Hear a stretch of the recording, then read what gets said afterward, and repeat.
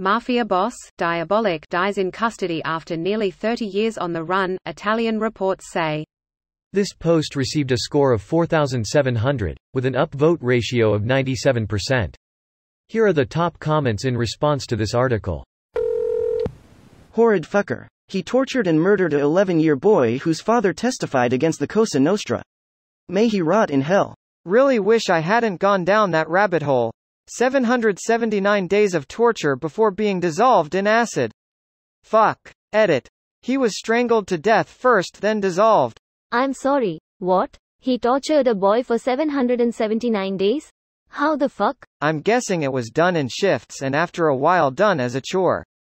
In my head it's like the prison scene in Count de Monte Cristo. I'm guessing it was some twisted pedophile shit as well. Just look up what the common wartime torture methods were since the dawn of man fighting man. The R word is usually listed first. You can say rage. I think they meant raspberries.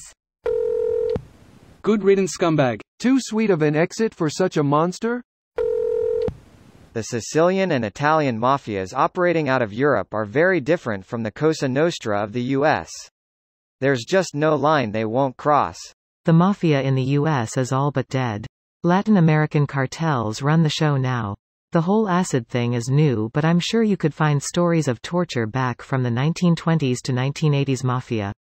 Hell, even with the mafia, Italy's murder rate is much lower than the States, so this level of violence is still shocking, I'm sure.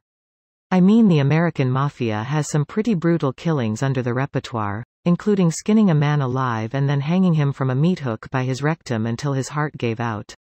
Guys such as Roy DiMeo apparently murdered people just to keep their skills sharp.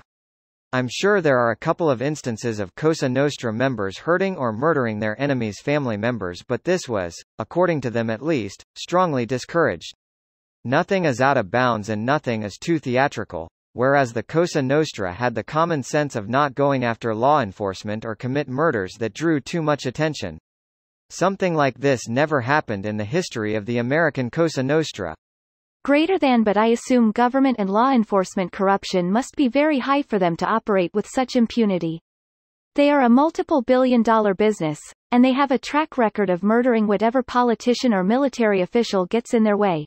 Judges, general officers, mayors, deputies, you name it.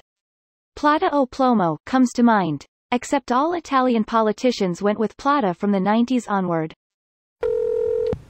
Too bad. He should have been in jail, kept alive as long as possible in a pointless bored existence and suffer until the end. Death is a release, not a punishment. This video was automatically created by Reddit to speech. The article and comments in this video were selected from Reddit according to their upvotes, and any paraphrasing was performed by smmry.com, without any human intervention.